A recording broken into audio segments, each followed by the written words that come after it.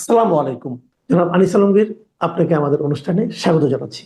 ধন্যবাদ আপনাকে। আর যারা এই অনুষ্ঠান দেখছেন, আমি এই সুযোগে আপনার অনুষ্ঠানের দর্শক যারা আছেন সবাইকে এবং আমার যারা আমাকে পছন্দ করেন অপছন্দ করেন যারা তাদেরকেও এই ঈদের শুভেচ্ছা জানানোর সুযোগটা নিচ্ছি। সবাইকে যাতে এটা এই ঈদটা যাতে সবার জীবনে যত আনন্দময় হয় এবং আমাদের রাষ্ট্রীয় জীবনে যেন আমরা একটু শান্তি পাই সে কামনা করি।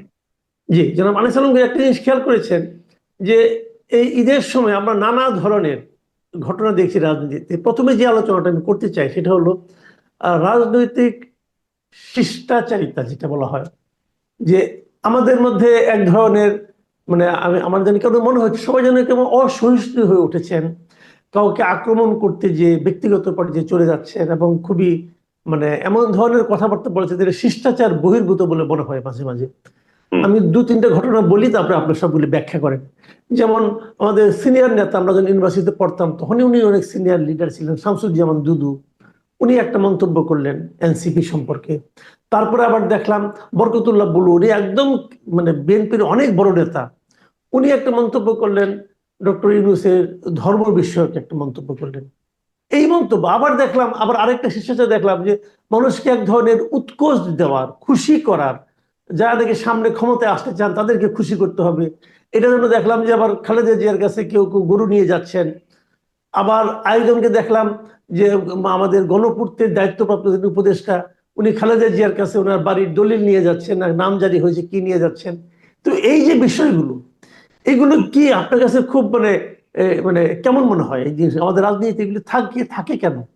এগুলা ভালো খারাপ মিলিয়ে আছে। তবে সবার আগে আমি ধন্যবাদ দিতে চাই যে বিএনপির তরফ থেকে আপনি যে দুই নেতার নাম বললেন তাদেরকে তো অলরেডি সতর্ক করা হয়েছে। রাজনীতিতে এটা খুব জরুরি। আপনি একটা বাকোয়াজ বক্তৃতা দেবেন, সেটাই যেমন এক সময় চলে আপনার দর্শকদের জন্য, আপনার অডিয়েন্স যারা আছে তাদের জন্য, আপনার ভক্তদের জন্য, আবার একই সঙ্গে এগুলাকে লাগামও টানতে হয়। বিএনপি যথাসময়ে একটা লাগাম টেনেছে। আহ, এই উনাদেরকে কারণ দর্শানো, নোটিশ বা সতর্ক করার যেটুকু আছে সেটুকু। এই দুইজন নেতার মধ্যে দুদুভাইকে তো আমার সাথে খুবই পরিচয় আছে। ভালো মানুষ উনি। উনি একটু কথাবার্তা একটু মাঝে মাঝে একটু ভাইরালের দিকে চলে যায় আর কি। উনি ভাইরাল হওয়ার ওনার টেন্ডেন্সি আছে। আমি আমার পার্সোনালি একটা ঘটনা বলি। আমাকে 2 দিন আগেও একটা ছেলে জিজ্ঞেস করছে যে দুদু ভাইয়ের সাথে আপনার টক শোতে কি হয়েছিল। আসলে কিছুই হয় নাই। আমি দুদু ভাই আমার টক শোতে গিয়েছেন, আমি উপস্থাপক। তো স্বাভাবিকভাবে আমরা ওনাকে সম্মান করবো। ওনাকে আমি একটা প্রশ্ন করেছিলাম শুধু, যে বিএনপি বলছে তারা যুদ্ধ অপরাধীদেরকে ইয়ে করছে, মানে বিচারে তাদের সমর্থন আছে। তো তাহলে যুদ্ধ অপরাধী দুইজন যাদের ইয়ে হলো, অপরাধে দণ্ডিত হলো, যে একজন হচ্ছে সালাউদ্দিন কাদের চৌধুরী, আরেকজন ওই যে জামালপুরের না, জামালপুর না কি ইয়ের দিকের যে আলিম, বিএনপির হ্যাঁ যে হ্যাঁ, আলিম, আব্দুল আলিম, হ্যাঁ হ্যাঁ, মন্ত্রী আব্দুল ছিল আলিম। তিনি। আব্দুল তো আলিম, হ্যাঁ। বিএনপি তখন মাত্র ইয়ে দিয়েছে আপনার 300 350, বিরাট টেকনাফ থেকে তেঁতুলিয়া লম্বা লাইনের আপনার কমিটি করেছে। তো হুম। সেখানে এই দুইজনের ছেলেকে রেখেছে। আমি বললাম যে আপনারা একদিকে যুদ্ধাপরাধীদের বিচার চান, আরেকদিকে দণ্ডিত দুই যুদ্ধাপরাধী এর প্রতিনিধি হিসাবে তাদের ছেলেকে রেখেছেন। এটা দিয়ে আপনারা কি বার্তা দিতে চান? আমার হ্যাঁ। মনে হয় দুদুভাই প্রস্তুত ছিলেন না। তা না, প্রস্তুত না থেকে তিনি আগরম বাগরম বলতেছেন, বাম, আওয়ামী লীগ হাবিজাবি করে আমাকে আক্রমণ করছিলেন। তা আমি কি করবো? আমি যদি বক্তা হতাম তাহলে ওনার সাথে তর্কে লাগতাম। তা আমি আর কিছু করতে পারলাম না। আমি শুধু বললাম যে দেখেন, আপনি যা ইচ্ছা বলে যাবেন, আর আপনি যদি মনে করেন যে অন্যান্য উপস্থাপকের মতো আমি, আপনারা দুইজন ঝগড়া করবেন আর মাঝখানে বসে বসে আমি মিটি মিটি হাসবো, সেটা আমি না। এই নিয়ে এটা দেখি ভাইরাল করে দিছে। আমি দুদুভাইকে পরে জিজ্ঞেস করলাম, দুদুভাই এটা হওয়া করা দরকার ছিল? আমি আমার জীবনও আমার অনুষ্ঠানে আমি চাই না যে দুইজন লোক ঝগড়া করুক, আর সেই জায়গায় আপনি আমার সাথে ঝগড়া লাগালেন। তো উনি বললেন যে আরে দেখেন এগুলো কিছু হয় না, দেখেন এটা ভাইরাল হবে। তো সত্যি তো ভাইরাল হয়েছে, এখনো লোকজন আমাকে সেটাই জিজ্ঞেস করে। তো দুদুভাই ভালো মানুষ, মাঝে মাঝে ভালো মানুষ, একটু ভালো মানুষ, খুব ভালো মানুষ। ভাইরাল টেন্ডেন্সি পেয়ে যায় আর কি। তো আমার মনে হয় যে উনার দর্শক যারা আছেন তারাও উনাকে ঠিক মতো নেবেন। আর আরেকজন নেতা বুলু সাহেবের যেটা গিয়েছে, ব্যক্তিগতভাবে আমার সাথে উনার অত দরম মরম নাই, তিনি উনাকে। তা আমার মনে হয় এটা খুবই ওনারটা খুবই আপত্তিজনক বিষয়টা, মানুষের ধর্ম নিয়ে টানাটানি করা। এবং আমাদের ইসলামের দৃষ্টিতেও যদি উনি দেখেন, ডক্টর ইউনূস যদি কোনো খ্রিস্টানকে সাথে বিবাহ বন্ধনে আবদ্ধ হন, তো এটাতে তো ধর্ম পরিবর্তনের দরকারই নাই। ইহুদি এবং হ্যাঁ, খ্রিস্টানদেরকে তো আমরা এমনি বিয়ে করতে পারি, ওরাও আমাদেরকে বিয়ে রাইট। করতে পারে। তাহলে ওনার ধর্ম এখন কি আছে, এই বিষয়টা বলো ভীষণ খোঁচানো একটা। প্রথমত ধর্ম নিয়ে খোঁচানোই উচিত না, দ্বিতীয়ত আপনি যেটা খোঁচাচ্ছেন সেটা আবার অজ্ঞতা প্রসূত না। আমার তো ধর্ম পরিবর্তনের দরকার নাই। ওনার হুম। মানে ওনার জানা উচিত যে আমরা ইহুদি খ্রিস্টান দুই দুই ধর্মের, মোট মোট কথা কিতাবী ধর্মের লোকদের সাথে বিবাহ বন্ধনে কোনো সমস্যা নাই। রাইট, ধর্ম পরিবর্তন করতে হয় না, হ্যাঁ। হয় না। যাই হোক, আর আপনি গরুর কথা বলেছিলেন, এটা আমি দেখে হাসছিলাম যে এই লোক সেই গরু নিয়ে আসতেছে কোথা থেকে, বিরাট এক সাইজের গরু। এগুলো হ্যাঁ। হচ্ছে তেলের একদম চূড়ান্ত পর্যায়ে। খালেদা জিয়ার কাছে যেটা গেছে এটা কমপ্লিট চামচামি, এটা অন্য কিছু না। সে জানে খালেদা জিয়া এর থেকে বেশি টাকা দেবে। হয়তো সে 30 কোটি টাকা ধরে রাখছে, ইয়ে সরি 30 লাখ টাকা ধরে রাখছে, 60 লাখ টাকা দেবে খুশি হয়ে, এই জাতীয় মেন্টালিটি ছিল। আর আহ, আমি যেটুকু জানলাম বেগম জিয়া তো সেটা গ্রহণ করেননি, এবং উনি রাইট। চেয়েছেন দোয়া। In fact right. উনার জন্য তো এই মুহূর্তে দোয়াটাই যথেষ্ট, কারণ উনি একটা হুম। শারীরিকভাবে একটা চ্যালেঞ্জের মধ্যে যাচ্ছেন। সেই সময় মানুষ এইসব গরু গরু খাওয়ার কি এমন টেন্ডেন্সি আছে, ওনার গরু বিলি করার লোক তারা এখন ইয়ে করবেন। ওনার ছেলে পরিবার এরা আছে আবার বিদেশে, তারা সেখানে ঈদ করছেন। তো যাই হোক, আপনি আরেকটা কথা বলছেন যে খালেদা জিয়ার বাসায় ইয়ে নিয়ে যাওয়া, ওই যে জমির দলিল, হ্যাঁ। আহ নামজারি নিয়ে যাওয়া, জি। এটা তো, এবং এই সরকারের একজন উপদেষ্টা নিয়ে গেছেন। ভাই, নামজারি তো আমারও হয়েছিল, আপনারও হয়, অনেকেরই হয়। আমার নামজারি ইয়েগুলো তো আমি ঠিক মতো ইয়েতেও পাই না, ভিডিও কি জানি এটা SMS এও পাই না। আর হুম। আপনি তো একেবারে পেয়ে সেটা খালেদা জিয়ার বাসায় মানে হস্তান্তর করে এসেছেন। বাপখানা এমন যে আওয়ামী লীগ সরকার বোধহয় খালেদা জিয়ার বাড়িটা নিয়ে গিয়েছিল। হ্যাঁ, এবং হুম। উনি বাড়িটা উদ্ধার করে খালেদা জিয়াকে দিতে গেছেন। তো এই সমস্ত তেলানির একটাই একটা উদ্দেশ্য, ওনারা তো আগে থেকে খালেদা জিয়ার সাথে সম্পর্কিত ছিলেন। থাকতে পারেন ভাই, আপনি ব্যক্তিগতভাবে দেখা করেন না, 100 বার করেন না, তাতে তো কোনো ইয়ে নাই, কোনো অসুবিধা নাই। কিন্তু এক্সট্রা প্রচার চান কেন যে উনাকে আপনি দলের ইয়ে, ওনার জমির দলিল দিতে গিয়েছেন, ওনার জমি তো ওনার হাতে আছে, উনার কাছেই আছে, উনি ভোগ করছেন। সেই জায়গায় নামজারি যে এতদিন পরে হয়েছে, আপনি ঠিক আছে একটা ডিজিটাল নামজারির হয়তো প্রসেসটা ছিল, কিন্তু এইটাতে দিয়ে আসার মতো আমি একটা আরেকটা জিনিস পাই, সেটা হচ্ছে যে ইলেকশন তো আজ হোক কাল হোক দিতে হবে, তাই না? আর ইলেকশনের পরে এখন যে সিনারিও আছে, তাতে মনে হচ্ছে যে বিএনপি আসবে। তো এরা যে সমস্ত অপকর্ম করছে, এরা একটা সেফ এক্সিট চায়। এটা আমরা 1-11-এর সময় দেখেছিলাম। 1-11-এর সরকার আওয়ামী লীগকে যখন টের পেয়ে গেছে যে আওয়ামী লীগ ক্ষমতায় আসবে, তখন এদেরকে তেলানো শুরু করেছিল সেই 1-11-এর কুশীলবরা। এবং সে তেলানোর সুবাদে তো ওরা ঠিকই সেফ এক্সিট পেয়ে আমেরিকায় গিয়ে আহ, এখন সুখে না থাক, এই দেশ থেকে তো পালাতে পেরেছে। তো এদেরও টেন্ডেন্সি আছে, যে কয়জন যে দুর্নীতি করছে বা বা জনরোষে এবং এই যে সমস্ত অপকর্ম করছে রাজনৈতিক সিদ্ধান্ত নিয়ে, যেটা আপনি বললেন আমাদের মধ্যে একটা, শুরুতে বললেন যে আমাদের মধ্যে একটা বিভক্তি তৈরি হয়েছে, আমরা একে অন্যকে দেখতে পারছি না।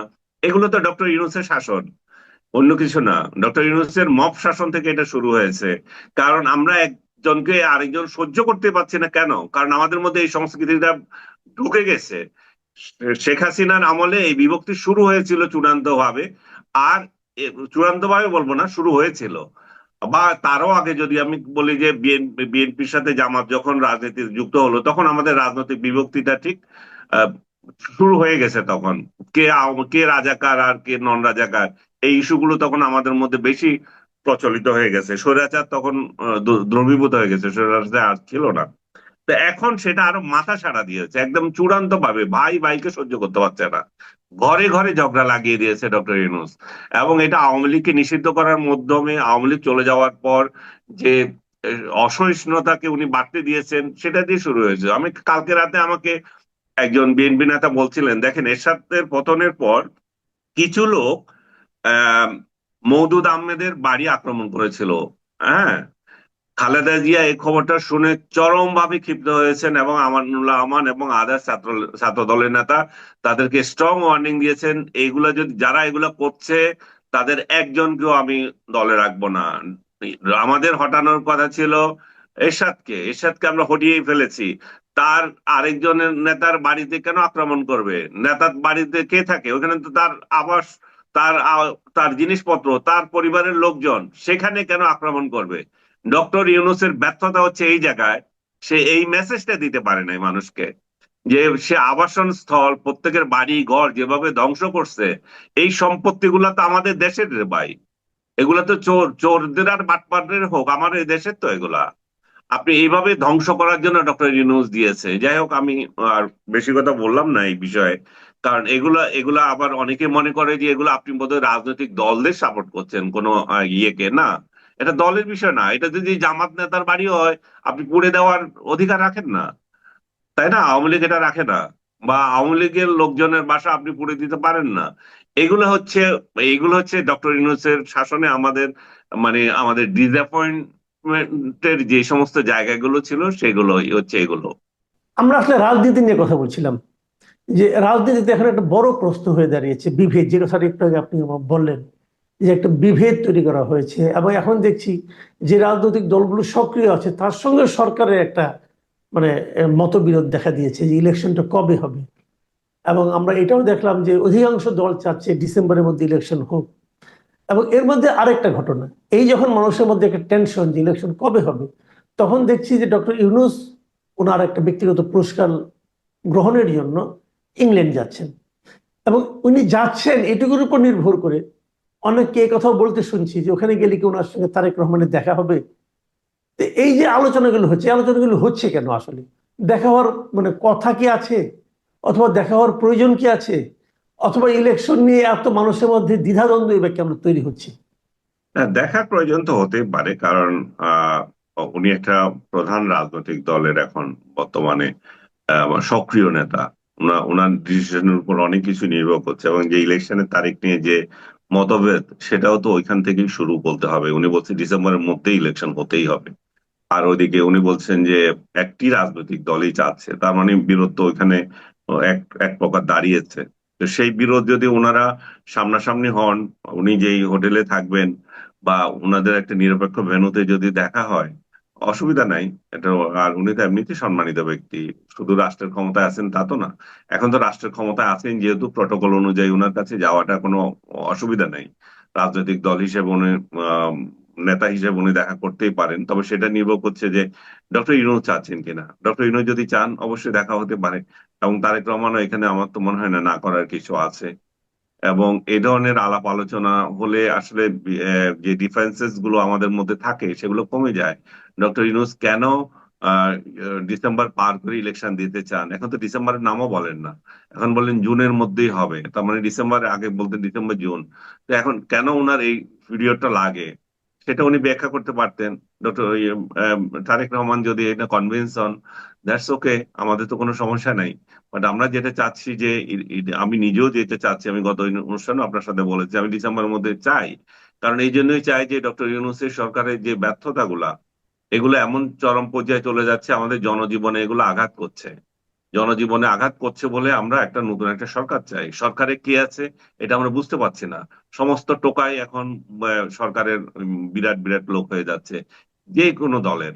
হ্যাঁ, শুধু আওয়ামী লীগ ছাড়া, আওয়ামী লীগ ছাড়া সব দলের টোকাই এখন ক্ষমতায় আছে। তো এই অবস্থায় তো আমরা আসলে এক কেন্দ্রিক একটা ব্যবস্থা আমাদের দরকার, যে শক্তিশালীকে কারে পূজা করতে হবে।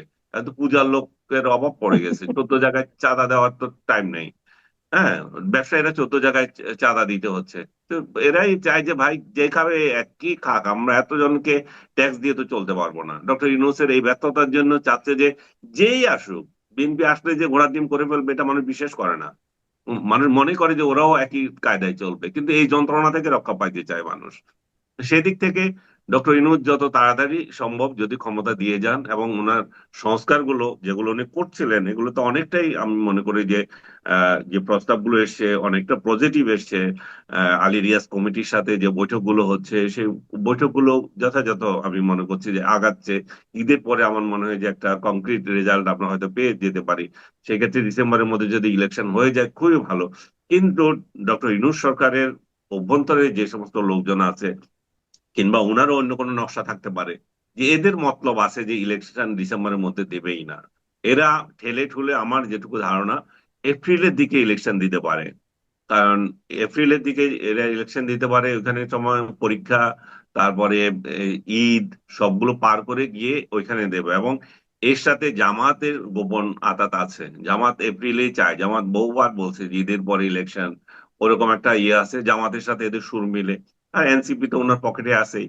এই দুইটা দল যখন চাইবে যে ঠিক আছে এপ্রিলে হোক ইলেকশন, আমার সমস্যা নাই, তো এই এই ঠেলে ঠেলে ওইখানেই নিয়ে যাবে। এবং ডিসেম্বরের মধ্যে ইলেকশন করতে পারবে কিনা আমার খুব সন্দেহ, যদি না চরম কোনো চাপে না পড়ে। চাপ না দিলে এই সরকার ডিসেম্বরে কিন্তু ইলেকশন দিতে একটা হবে। কথা আপনি কি খেয়াল করেছেন, তারেক রহমানের একটা বক্তৃতায় আমি শুনলাম, উনি কিন্তু বলেছেন যে 31শে ডিসেম্বরের পর একদিনও না, 31শে ডিসেম্বরের আগে হতে হবে, উনি কিন্তু এরকম উল্লেখ করে বলেছেন। তাহলে আমি চাপটা কি আসতে পারে কিনা? চাপটা তো আসবেই। আমি ওই 31 একদম স্পষ্ট করেছে আমি দেখি নাই। সে একই কথা, উনিও তো বলছেন যে 31-এর ইয়ের পরে, ওটা কি বলে, 30শে জুনের পরে একদিনও না। তো ঠিক আছে একই লাইন তো, এটা 30শে জুনের পরে একদিনও না, আর 31শে ডিসেম্বরের পর একদিনও না। আমরা তারেক রহমানের পক্ষে, আমরা 31শে ডিসেম্বরের পর একদিনও চাই না। তো আমরা এই জন্যই চাই না, সেটা ব্যাখ্যা করেছি কেন। অনেকে বলবেন যে তারেক রহমান ক্ষমতা আসতেছে, আপনারা বোধহয় লাইন লাগাচ্ছেন, বা আমাদের লাইন লাগানোর দরকার নেই। আমাদের লাইন, আমরা যে লাইনে চলবে তার লাইনে আছি। আচ্ছা, আরেকটা কথা, আমি এখন একটু একটু পলিটিক্স এর বাইরে একটু যাই। আপনার মনে আছে যে 2.5 মাস আগে যখন আমাদের ঈদ উল ফিতর হলো, তখন সেই সময় একটা কথা বলে খুব সবাই আত্মতৃপ্তি পাওয়ার চেষ্টা করেছেন সরকারের লোকেরা, যে এবার ঈদ যাত্রা খুবই স্মুথ হয়েছে, খুব ভালো হয়েছে এরকম। হুম। এবার যখন ঈদের ছুটি ঘোষণা করা হলো, প্রায় 10 দিনের লম্বা ছুটি, তখনও কিন্তু আমরা বলা বলি করেছিলাম যে এবারও তাহলে নিশ্চয়ই খুব স্মুথ হবে, কারণ লম্বা ছুটি মানুষ আস্তে আস্তে যাবে। কিন্তু বাস্তবে কিন্তু আমরা তা দেখলাম না। এবার ঈদের যাত্রা নিয়ে কিন্তু অনেক ঝামেলা হয়েছে, এবং আমি এইমাত্র যে পত্রিকাটা দেখছি, যে হুম। সেখানে লেখা হয়েছে যে ঢাকা টাঙ্গাইল মহাসড়কে আজও 20 কিলোমিটার যানজট। ও, 20 কিলোমিটার রাস্তা ধরে এখানে যানজট, মানে গাড়িগুলো আসলে ভার্চুয়ালি থেমে আছে। থেমে থাকে। তো তো আমার কথাটা হলো, এটা দেখেন একটু বৃষ্টি পড়েছে, এতেই কিন্তু অবস্থা এরকম হয়ে গেছে। তাহলে প্রিপারেশনটা কি দাঁড়ালো? এই সময় যে বৃষ্টি হয় তো সবাই জানে। তাহলে আমরা তাহলে কি দেখলাম? মানে তাহলে আগেরটা এবং এটার সঙ্গে আপনি মিল পান কিনা? শুনেন, আগেরটা ছিল কারণ তখন রাস্তায় কোনো ইয়ে ছিল না, আপনার আহ বাজার ছিল না, গরুর বাজার ছিল না। রাইট, অনেক জায়গায় রাইট। গরুর বাজার আছে। আর দ্বিতীয়ত বর্ষা ছিল না, তখন একটু হুম, হুম, হুম। স্মুথলি গেছে। এখন এগুলা আবার ওই বর্ষার কারণে রাস্তাঘাটের অবস্থা খারাপ হয়েছে। আমি তো ঢাকা ময়মনসিংহ রোডের নিউজটাও দেখলাম। তো আসলে রাস্তার অবস্থা খুব খারাপ। এবং এই সরকার তো আসলে কিছু করছে না, এরা তো শুধু সময় পার করছে যে কিভাবে, আর তথাকথিত সংস্কার নিয়ে ব্যস্ত আছে। যে রুটিন ওয়ার্ক গুলা কিভাবে চলবে, এখানে তো ওনাদের অতটা ইয়ে নাই, দৃষ্টিভঙ্গি ওইখানে নিবন্ধন করে নাই ওনারা। এটা এটা তো সত্য যে কিভাবে ওই ওই মিনিস্ট্রিটা কিভাবে সচ্ছল থাকবে, এই মিনিস্ট্রি কিভাবে সচ্ছল থাকবে, তা তো না। ওনাদের কিছু আছে চুরিদারিতে, আর কিছু আছে যে সময় কাটাচ্ছে, উপদেশটা বিরাট বিরাট পোঁ করছে। এই যে যে এনজয় করছে তারা, তারা জনগণের সেবার জন্য এখানে দাঁড়িয়ে আছে তা না। সংস্কারের কর্মসূচিতে ওনাদের মনোনিবেশ আছে, সেখানে কোনো ইয়ে নাই। সেটাও কতটুকু করবে মানুষের তো সন্দেহ আছে। কিন্তু দৈনন্দিন যে একটা রেসপন্সিবিলিটি, যখন এমন যদি হয়তো আমরা কাদের মিয়ারে বলতাম যে এই আপনার রাস্তা এরকম কেন, বা ওনারে প্রধানমন্ত্রী বলতেন লোকজন কেন যাইতে পারতেছে না। এখন তো ওইগুলো নাই।